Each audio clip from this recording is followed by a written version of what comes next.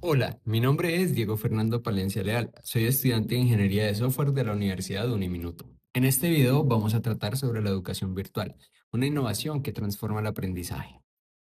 En el año 2023, la Universidad Francisco de Paula Santander realiza la publicación de un artículo donde menciona la evolución que ha tenido la educación tradicional a los modelos virtuales, es decir, aulas virtuales por medio de plataformas que permiten la reunión entre estudiantes y profesores.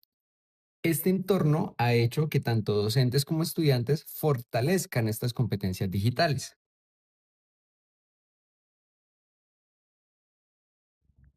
En el 2023, el autor Víctor Villafuerte habla de unos principios para la gestión del aprendizaje virtual, los cuales son la planificación. La planificación es importante, pues es la forma en la cual el docente va a dictar la clase a los estudiantes, ya sea una clase, una capacitación, un curso. Es la forma en la cual se va a hacer entender y va a llamar la atención de los mismos. La interactividad está muy relacionada con la planificación, pues es la forma en la cual los estudiantes van a interactuar, como bien se dice, con la clase, ya sea por medio de preguntas, actividades, foros, talleres o incluso profesor-alumno o alumno-alumno. Flexibilidad. La flexibilidad juega un papel muy importante, pues es la que permite que las personas puedan interactuar con las clases. Con personas me refiero a los estudiantes. Un ejemplo, alguien que trabaja de 8 a 5 de la tarde, dispone desde las 6 o pongámosle desde las 7 de la noche de tiempo para poder recibir la clase. Previamente el docente, por este mismo principio, tuvo la libertad de grabar la clase y dejarla subida en una plataforma. La flexibilidad le permite al estudiante o receptor poder ver la clase según corresponda y recibir este conocimiento sin limitantes de tiempo. Otro principio muy importante es la evaluación continua. ¿Por qué? La evaluación continua permite al docente saber si el estudiante está llevando a cabo un proceso de aprendizaje adecuado. Es decir, verificar si está aprendiendo realmente los conceptos o la información o simplemente está memorizando por memorizar o en los momentos de la clase y ya. Autonomía del estudiante principalmente. Es un factor muy importante, pues en la educación virtual se ha demostrado que gran parte depende del estudiante. Con esto me refiero, los estudiantes son autónomos en el tiempo en que le dedican a realizar sus trabajos, sus actividades, en visualizar las clases que previamente se graban o las clases en vivo. Esto juega un papel importante porque si el estudiante no es dedicado, pues claramente no va a tener un proceso de aprendizaje correcto. En el 2024, los autores Flores Rivera y Meléndez hablan de las estrategias más utilizadas en este aprendizaje, las cuales incluyen el aprendizaje colaborativo, el uso de recursos multimedia y la retroalimentación constante. Son muy importantes, pues el aprendizaje colaborativo, como bien su nombre lo dice, es un recurso que los estudiantes tienen para interactuar entre ellos o con el mismo docente, lo cual les permite aclarar dudas, generar lluvias de ideas, ampliar su conocimiento, pues reciben retroalimentación de las demás personas y pueden crear puntos de vista más fuertes o sólidos. Los recursos multimedia.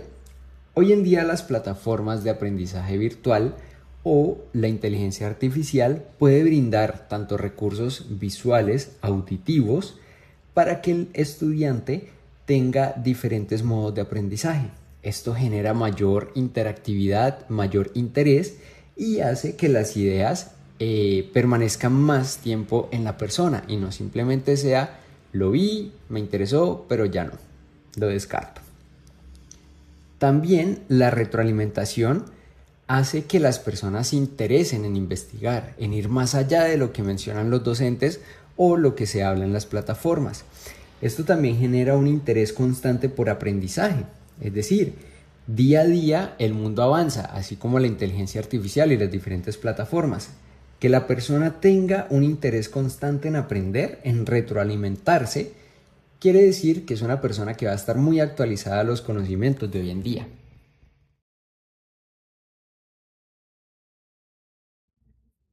Según estudios recientes, el aprendizaje virtual exige mayor autorregulación y disciplina por parte del estudiante. Cabe resaltar cuatro aspectos, como lo son la autonomía, la responsabilidad, el pensamiento crítico y las competencias digitales. Cuando hablamos de autonomía, nos referimos a que la persona sea capaz de tomar las decisiones por sí mismo de hacer las cosas. Nos referimos a hacer las cosas cuando hay una clase disponible y el estudiante decide por propia vocación ir a verla, se interesa, muestra el interés correspondiente a sus diferentes materias, cursos o talleres virtuales. Responsabilidad. En el entorno virtual se dejan también trabajos. La responsabilidad del estudiante es cumplir con sus fechas de entrega o con las actividades evaluativas que se definen en sus cursos, talleres o carreras profesionales. Pensamiento crítico. El pensamiento crítico hace referencia a analizar la información, no solo quedarse con lo que se habla en clase o lo que la persona investiga en las plataformas o le pregunta a la inteligencia artificial. Cabe preguntarse, ¿es cierto? ¿No es cierto? ¿De qué fuente estoy obteniendo esta información? ¿Es algo real o no lo es? Competencias digitales. Hace referencia a las plataformas, a cumplir unas metas, unos objetivos de aprendizaje virtual. Hay muchas plataformas hoy en día que pueden ofrecer diferentes formas de aprendizaje y generar diferente tipo de interés en los estudiantes.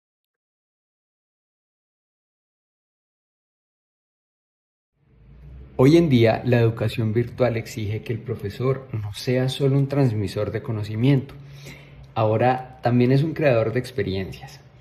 Diseñar experiencias de aprendizaje, no solo dar la clase. A esto nos referimos con que el profesor ahora tiene que pensar más allá en cómo hacer que el estudiante se sienta entretenido, enganchado por la clase. Anteriormente, al asistir a las aulas de manera presencial, digamos que el estudiante prestaba un poco más de atención. Hoy en día, por la virtualidad, el estudiante puede distraerse y no prestar atención a la clase. Guiar y acompañar al estudiante. Cuando hablamos de guiarlo y acompañarlo, hace referencia a que el profesor esté abierto a si el estudiante hace preguntas. Diseñar espacios también para el acompañamiento, ya sean tutorías o un espacio para resolver dudas con los estudiantes. Motivar la participación. Esto se refiere a los momentos en los cuales están impartiendo clases y los estudiantes se sientan interesados en preguntar, en cuestionar al profesor, con una forma, digámoslo, tradicional, que son las preguntas, pero en el ámbito virtual. Esto hace que el estudiante sienta esa interacción estudiante-maestro y genere interés también en la clase. Utilizar herramientas digitales como la inteligencia artificial. La IA le puede brindar al maestro información reciente, claro está, de bases confiables, bases que tengan información verídica, que sea comprobable, pues si no se hace de esta manera se estaría cayendo en una desinformación. También evaluar de forma continua al estudiante, como se mencionaba anteriormente, es una forma en la cual el docente puede verificar que el estudiante está aprendiendo realmente y no simplemente por el momento de la clase y ya. Por último, una reflexión. Es una reflexión muy personal, pues desde mi punto de vista, desde mi propia vivencia, desde lo que yo he aprendido en cuanto a la virtualidad. La pandemia nos dejó algo muy importante y es que desde ella la virtualidad es necesaria, tanto para aprender como para trabajar, para diferentes entornos. Mi reflexión es, la educación virtual no solo cambió la forma de estudiar, sino también la forma en la que uno se conoce a sí mismo.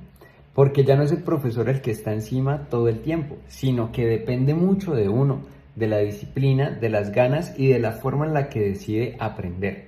Y ahí es donde uno se da cuenta de algo importante, que aprender no es solo cumplir tareas, sino realmente entender y aprovechar las herramientas que tiene cada persona.